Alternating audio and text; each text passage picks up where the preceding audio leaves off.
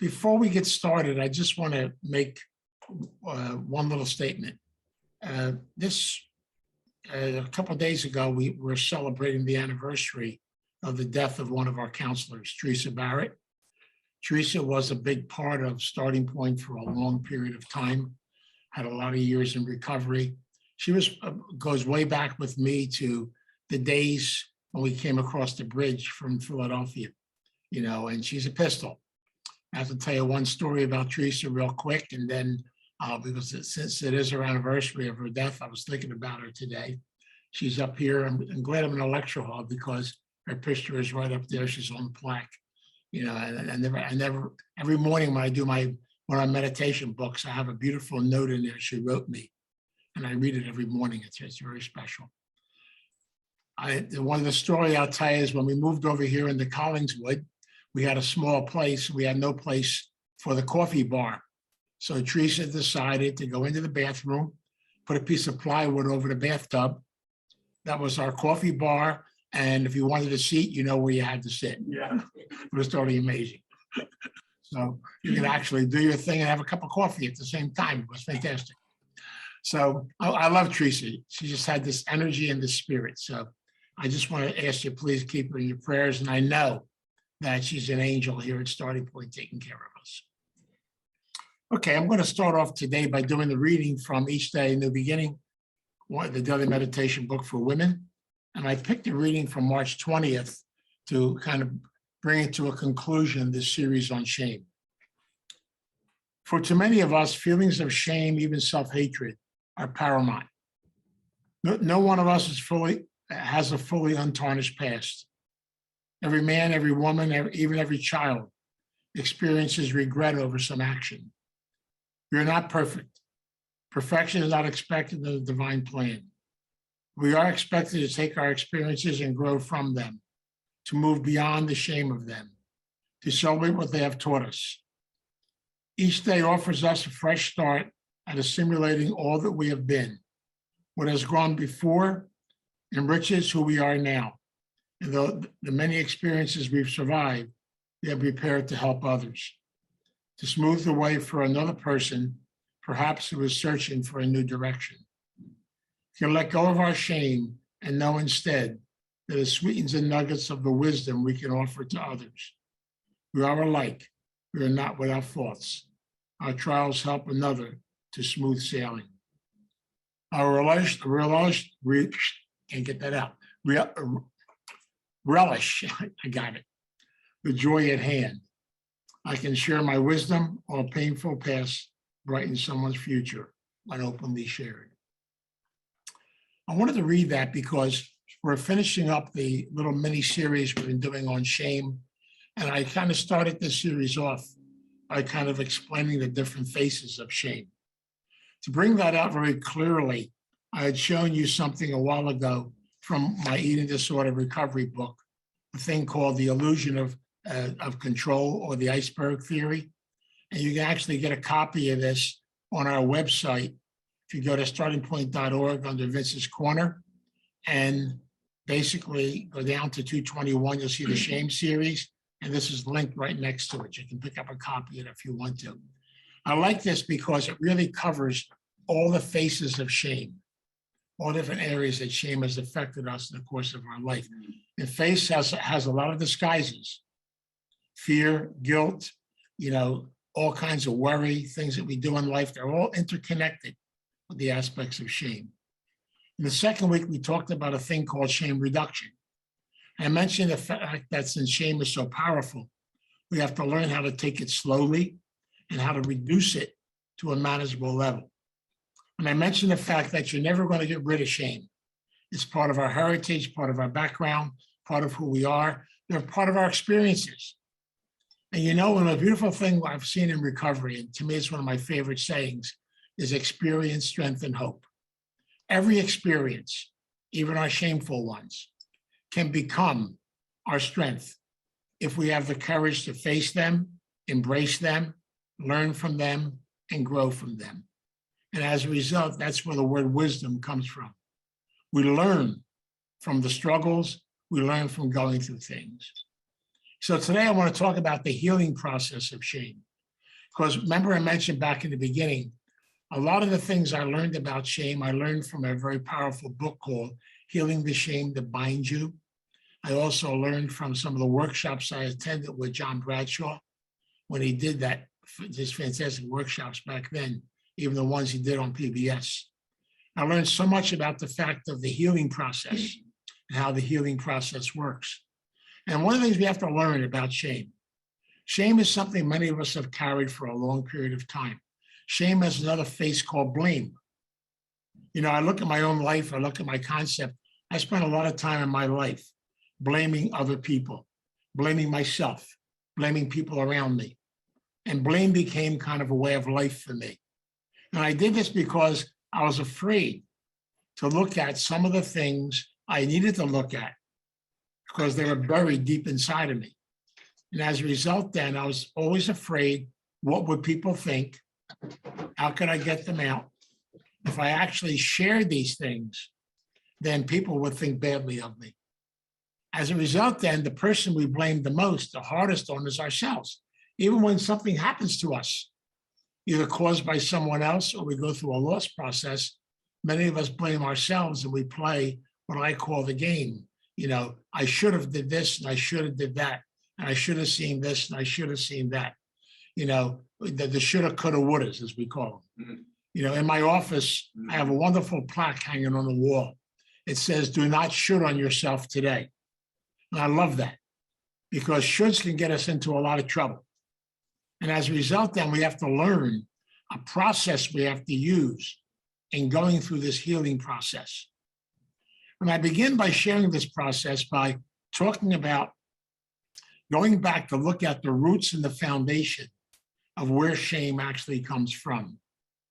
And most psychologists, psychiatrists, people in the teaching profession have taught for years that the roots of all of our issues, the roots of shame, the roots of things in life, come from the first 10 years of our life.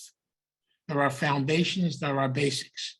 And these come from people that we're a part of in the course of our journey. And many times they didn't even know they were developing these elements of shame, even though basically all they do is passing on what was done to them.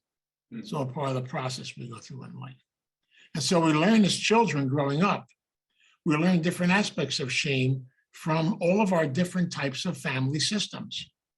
Not only our blood family, but also from our neighborhood, our cultural environment, things we grow up in. So many things are planted inside of us and then become part of us. They become part of this computer system up here. Then later on in life, these can get triggered. You know, our religious backgrounds, you know, different situations and things we've gone through in the course of our journey. And as a result, then people literally pass on to us the stuff they've experienced. And as a result, then very many times, in some of us, it even caused forms of trauma. Things were very deep, a lot of hurt and a lot of pain. But the secret of life is I have a choice. I can live in my shame. I can actually get used to it. I can let it become my normal. Or I can take a very powerful step of beginning the process of reducing it and being able to face it and begin to do it and handle it in a manageable level. I use the example of the onion.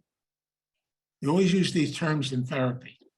If you peel the onion, the first level we take off is the skin. It's not that bad. But as you take more and more layers off, you notice that tears start coming to your eyes. You start filling up. The onion is a very powerful teacher. It's trying to teach us that this is the process we go through in recovery. And I'm very grateful that the higher power has given us the gift of the 12 steps, which is a powerful tool of doing shame reduction. And so many of us have learned this over the years. And I realize over and over again that this is not a quick process. Now, I got to share this because I know many of us have this thing called a compulsive personality or an addictive personality. We have a tendency to want things to be done immediately. Well, I got to slow you down today. I got to slow me down, of course. And I got to be able to slow down to the fact that Healing is a slow, gradual process, a little bit at a time. And the slower, the better. And that's why you can't take hurt and just all of a sudden deal with it. It doesn't work that way. It'll overwhelm you. And very many times it'll then drive you back into it. I use the example of the addict. One of the hardest things for anybody in any addiction is to go through a process called detox. Now, detox is painful, but something more painful than that happens after detox. Because then basically you have to almost like start all over again. You have to actually start getting in touch with and feeling these things called feelings. And every addict knows what I'm talking about. Once you put down the embalming fluid, then all this stuff starts coming up. All these feelings start surfacing. Memories start coming back. Things start to happen. Now, I'm not just talking about drugs or alcohol. I'm also talking about other addictions too. And the iceberg theory, they list all the addictions as a good possibility. Because I can use an addiction as a way to literally cover over, embalm, hide, and run away from things. I know in my own recovery, especially in my core recovery, my eating disorder, when I got into my 12-step program and I actually began to arrest my addiction, it scared the crap out of me because all these feelings start coming up and I began to get in touch with memories and things that were happening. I don't know what to do with them. I thank God today, and I shared it with everybody in this room, because you can't do this alone. I'm going to warn you, if these memories start coming up and these feelings start coming up, you have no place to share them, no place to talk about them. The only recourse you have left is go back to your addiction, embalm them again, shut them off again. You see, you have to realize something. For many people, addiction was a normal way of life. They were comfortable there. Do you ever think you'd be comfortable in your insanity? But even insanity you can be comfortable in. But being able to go through this process of change and growth and releasing the shame is very difficult. And that's why even when people go to therapy and deal with therapy, it takes therapists a long time to open up these doors. Let me give you two examples of what I'm talking about. One positive and one not so positive. I'll do the negative one first. A gentleman I had the honor and privilege of working with for a lot of years, and it's sad. When he was a small child, he was sexually abused both by his mother and by a clergyman. He carried a lot of shame, a lot of hatred, a lot of anger inside of him for a long period of time. He went through different forms of therapy. He basically could not let go of the fact. And in his mind, it was real simple. If only they would admit to what they did, then he'd be able to be okay. So he put conditions. And the sad part about it was this process of waiting for them continued for years and years and years, even after the abusers, the perpetrators, were dead. Because basically he was still giving them power. And even though he tried all different elements, but he wasn't ready, he went to his death with that hatred inside of him at 89 years old. It gave him heart attacks. He lost relationships. His life was turned into a total disaster as a result of it. Because shame is a killer. It can rip us apart on the inside. We have to get to that point where I'm ready to go through what I call the process of healing, but I can't be able to do this if I'm constantly putting conditions on everything. I worked in psychiatric hospitals for a long period of time. Another lady will come into the hospital, she's so angry at her mother, who she said abused her. And basically, she would come in and we give her, she beat the pillow and beat her mother up, and not literally, with a bat in the pillow and this kind of stuff. She'd leave the hospital, come back again, leave the hospital, come back again, constantly. She was almost like a permanent patient. And the same thing she would say all the time. I'm not going to get better until she admits to what she did to me. We even brought her mother in for family sessions. Her mother didn't know what she was talking about. So the bottom line is this thing was etched inside of her and stuck. And this is what I bring this out as an element of shame. But literally another area I have to share with you is when I was running my women's groups, we had a lady, a local lady, who came to my women's group, and basically was very quiet, came in, didn't even tell us her name. I knew what her name was, but, so the group, she would pay her money for the group, go through the whole group and just sit there and stare at us. Come in a second time, do the exact same thing. Come in a third time, do the exact same thing. After about 4 weeks, the group met me afterwards and they said, "What should we do? She never talks. She's not part of anything." I said, "Leave her alone. Leave her alone." In the 6th session of that group, she finally said, "I want to say hello to everybody." She gave us her name, and she began slowly to talk and share with the group. I tried to explain something to the group. She came every week because she didn't feel safe yet. And no one's going to be able to do any aspect of shame healing unless they feel safe. Safety is predominant. And that's why, when you've got these hurts, these pains, these things going on inside of you, you've had this stuff loaded for years. It's very difficult to be able to talk about it. In my own life, I can share this. I've gone to counselors and people who talk to me about it. And I finally had to talk to someone. I mentioned that last week. When you keep stuff inside of you, it gets bigger and bigger and bigger and bigger. When you finally let some air out of the balloon, it's not as big as it was before, and it gets lesser and lesser and lesser. So you can talk about it, you can share it, but you got to be able to share it with someone you feel safe with people you feel safe with. And that's why the recovery process not only is about learning about our shame, but the recovery process is building a safe support people that I can share this with and begin to talk about it. And I got to share this too with all of you too. Remember, I said it last week again. We need to be around people that will listen to what we have to say and not give us advice. I don't want advice. I need to be able to talk, to share. And so if we use the 12 steps as a foundation for shame reduction and also be able to learn from shame, we're learning after a period of time a technique that I've shared so many times in my lectures. But to me, it's a technique I believe in very deeply. It's a very simple technique. It's called a journaling technique, and it works. And if we work around the 12 steps of our program, we have to realize the fact that somehow, some way, I've got to come to a point where I can acknowledge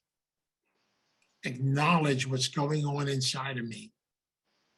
Now, many of us will acknowledge it intellectually. I mentioned before about what I call intellectual recovery. That's called safe recovery.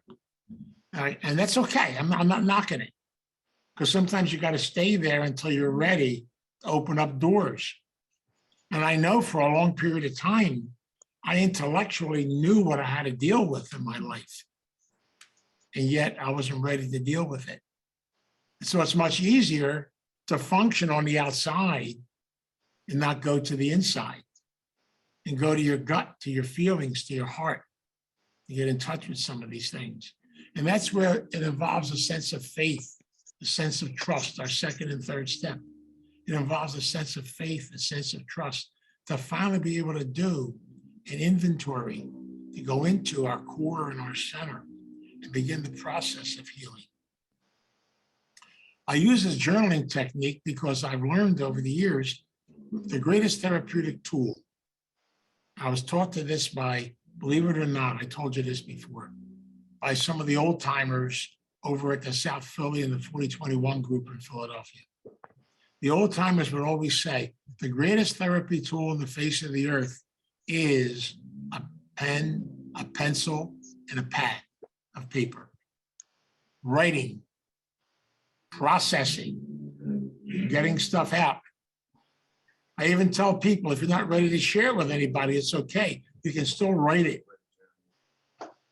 And so what I've learned in this journaling technique is buy yourself 2 notebooks. I refer to the technique as a negative notebook and a positive notebook. And then slowly but surely in your negative notebook, begin a little bit at a time to begin to share and get in touch with your history, the things that are bothering you, whatever's going on inside of you. And if there's some person or situation in your life that has truly shamed you at one time or another, or you're carrying shame, then you can actually, in your negative notebook, write them a letter. You got to realize nobody's seeing this but you. Write them a letter, get all your feelings out. And the letter doesn't have to make any sense. Regurgitate it, get the stuff out. I call this an emotional physic. You get the stuff out of you. Then once you're done, here's the most important part. Once I'm able to get the negative stuff out, that's why I've got a positive notebook.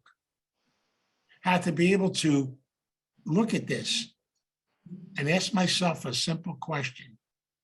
What positive lessons can I learn from this situation that occurred in my life? I'll give an example of my own life because I can only speak from my own story and my own self. I carried a lot of anger, a lot of frustration towards my mother for a long period of time. As most of you know, I went into the priesthood because she planned it for me, but there's a lot of other stuff that was connected there, which I had to deal with later on that I carried for a long time. It took me a long time to be able to release that and get in touch with that. In fact, I'll be honest with you, I kept that deep inside of me for 44 years of my life. And I'm going to tell you, the results I got from that were 2 addictions, a nervous breakdown, time in a psychiatric hospital. These are the rewards you get from holding shame in. It's totally amazing. And as a result, then finally, when I began the process to get in touch with this, and I'm grateful, very much grateful today for my 12-step programs, for the people that work with me on this to help me through it. But the thing is, once I started, I finally got this journaling, when I was finally able to get that out of my system and actually put it on paper and then be able to learn something positive from it. I realized in my own journey, in my own life, the secret to this process I'm talking about today is once you let all this negative stuff out, then you have to be able to go to the positive side and look at it and say, what am I learning from this? How am I growing from it? What wisdom comes into my mind from it? But here's a second piece of this, which is so important. Once I'm able to get all this negative stuff out, then I've got to be able to find someone whom I trust, whom I feel comfortable with, someone that I can finally share it with to begin to release it. It's got to be somebody I trust, somebody who will listen to me, somebody who will let some of this stuff out.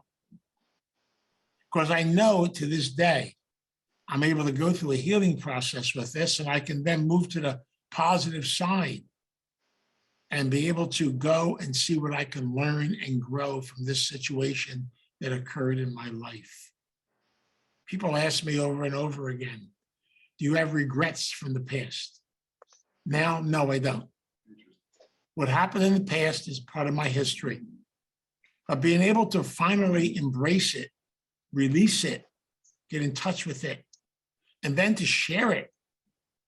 And then finally to be able to learn some positive lessons from it. Believe it or not, my mother was one of my best teachers. I learned a lot from her. Now, was some of the situations in our terms today be labeled as abusive? Yes. Did I see them as abusive? Yes. And the bottom line was, I realized today, though, I fundamentally have the power not to allow anyone to abuse me. I have the power to make decisions, set boundaries in my life. I'm learning lessons from all this. And it's about forgiving. It's about healing. It's about being able to finally put to rest and not spend the rest of my life being angry at her or being angry at a person. You know, I could sit around like that gentleman did and wait for her to acknowledge it. But I know my mom. My mom will never acknowledge. My mom, as far as she was concerned, she loved me to death. She gave me everything. She doubted on me, you know, oh my God. But I always joke about my mom. Today I can laugh. I can laugh about this stuff now after having processed it. And I thank God for this. You know, when I was a kid, my mom would, when I went out to play, she'd go out with me to tell the other kids not to hurt me. And that did wonders for my ego. You wonder where shame came from. So as a result, I spent a lot of time not going out, doing a lot of hiding. And I was mama's boy. So I had wonderful nicknames as a kid. Church mouse, mama's boy, fat boy. Oh God, fantastic nicknames. You know, you can write a book about them today. But they're all shame-based nicknames. Not only came from her, came from my peers and people around me in different places. You know, and as a result, then it took a long time to be able to acknowledge this and get in touch with it and be able to go through a healing process with it. See, I truly believe that no matter what has happened in our journey in life, if we can journal it, if we can let it go, we can process it out, we can finally embrace it. I never understood that.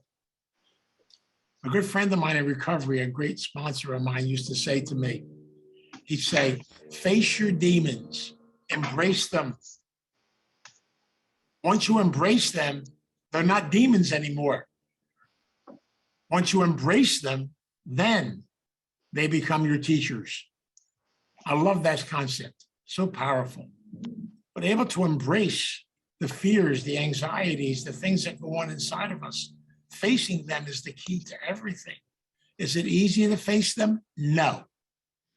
I don't want it to be easy. You want everything in life to be easy?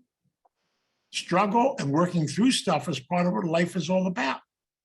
You know, people want, you know, they come to see me, I always joke about this, and in 30 seconds, they want me to solve all their problems. You know, I have a magic wand. I bought it at the dollar store. It changes colors. And see, today I'm Italian, I can't help it. What I want to do is smack them over the head with it. Right. And do a little Italian therapy. But I can't, I'm not allowed to do that today, sorry. And a couple people in here I'd probably love to do that with, but that's okay. But the bottom line is, you know, I'm learning over and over again that nothing is instantaneously. This process I'm talking about today is a process that took me years to embrace, to work on. And I'm going to tell you once again, if you do it slowly, do it gradually, do it with people you care about, over a period of time, healing does take place. Because we have all types of defects of character. We have things that have occurred in the course of our journey. We're human beings. Last time I checked, I have yet to meet a perfect human being. Now, if you meet somebody who actually tells you they're perfect, run as far as you can, okay? Because they're a con artist. Don't get caught up in that. Perfection is death. See, we have to learn that growth is a constant process. That's why I love our 12-step programs, because it's a program we work one day at a time. I always joke, I say until 35 years after you're dead. It's a process thing we do a little bit at a time. It's a process. It's something we learn every day. You know, the old timers in AA used to say, the only day you have in recovery is today. We had a guy at the 4021 Club. I think he had about 400 years sobriety. Who the hell knows? Because if you asked him how long you're in recovery, he said 4:30 this morning. That's all he'd ever say. He'd drive people crazy. I know. But you know, he's right though. You come down to it. Every one of us is equal. We only have one day. We have today. We got to be able to do what we can with this day, because this is the only day.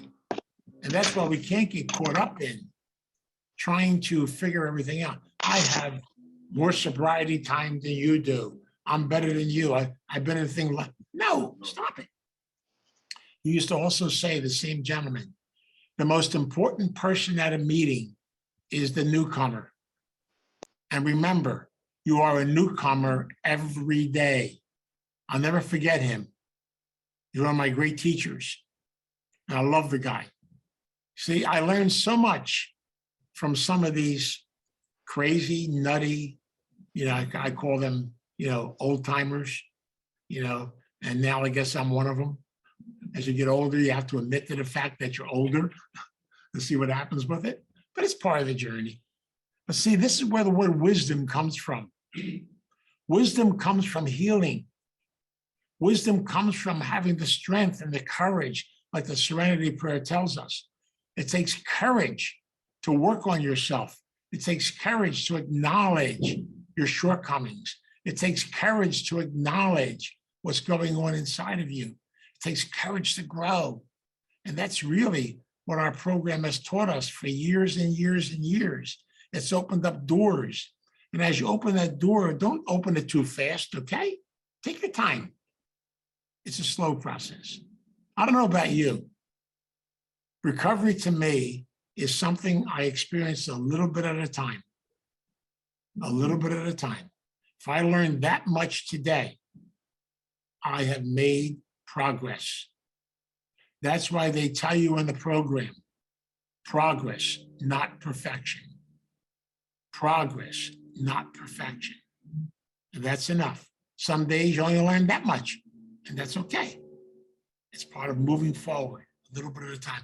And I've learned less is better, little bit at a time is better, because when you learn things and do things and go through healing a little bit at a time, that process then works and stays with you.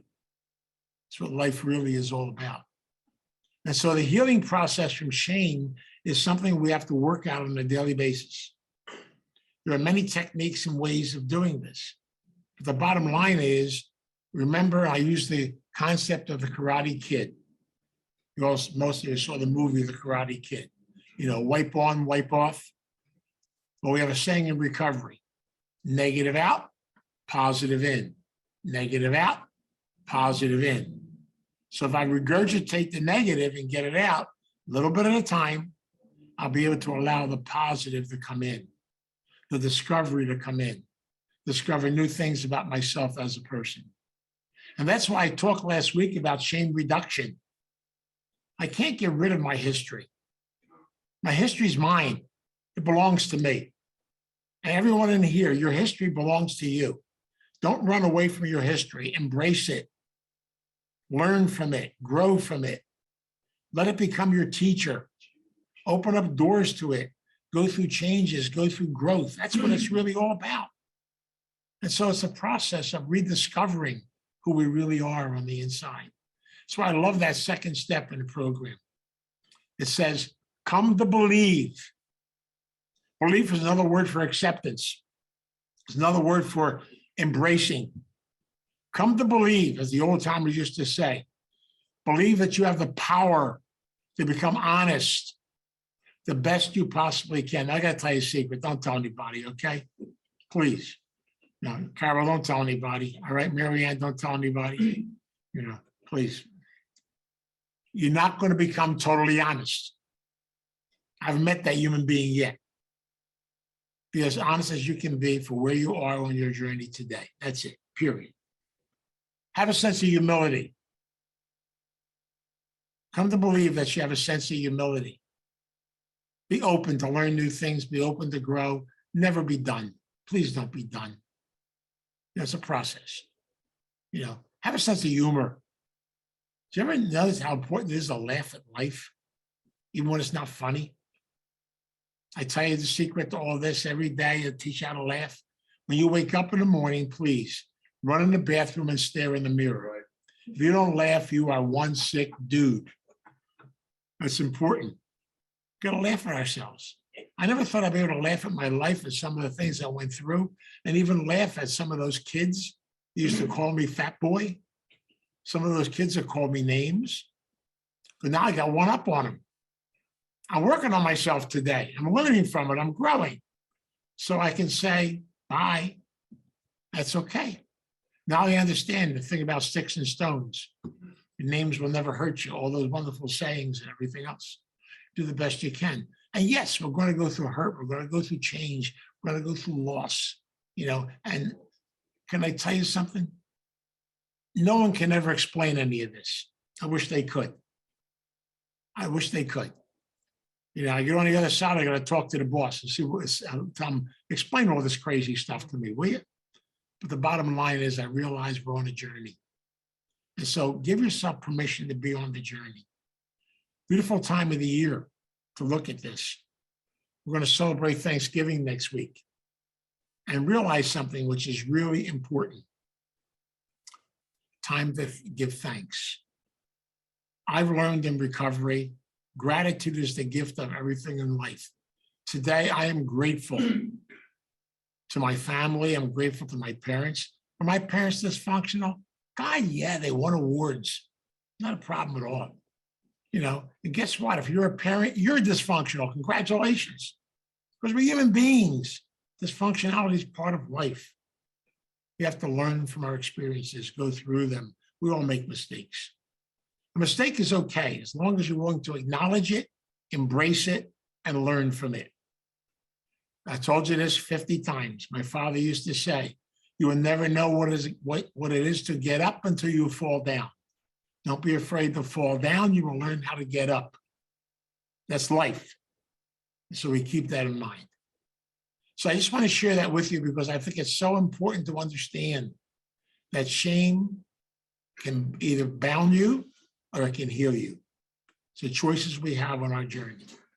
And my wish for you, as is for every one of us, in the spirit of gratitude and love, is that we open our hearts to heal. We open our hearts to grow. Secret of everything in life. And so it's in this spirit, I want to kind of share a prayer with you to help you through your own journey, to help me through my own journey, to help us as we continue this journey in life today. Let us pray. God, we come before you in gratitude. We come before you in love. We come before you especially in gratitude for all the things that have happened in our past. Teach us to be open to them, to learn from them and grow from them. We also remember all those who have gone before us, those who have left us physically, but are still with us spiritually. We thank you for today, the gift of today. Thank you for the moments that we have right now. Teach us to continue our journey of learning and growing. We also are grateful for tomorrow. We have no idea what it's going to bring. We're going to try to be grateful ahead of time and try to live with an attitude of gratitude. But God, we can't do this unless you walk alongside of us, and we know you do. And you are constantly sending messengers into our life to help us to go through our growing and our process. And try to remember that sometimes things that are painful can become powerful strengths, but it takes time. Healing takes time. Help us, dear God, to have a sense of patience, to be open to new things, and to realize that healing and growth comes slowly, gradually, and yet it's something we have to work at and work on. So give us the strength, the courage to be able to do the things we have to do with gratitude and with love. We ask this and we pray this every day. We pray it in your name. Amen. Amen. And now I'm going to ask that you guys don't mind unmuting. God, grant me the serenity to accept the things I cannot change, the courage to change the things I can, and the wisdom to know the difference. God's will, not mine, be done.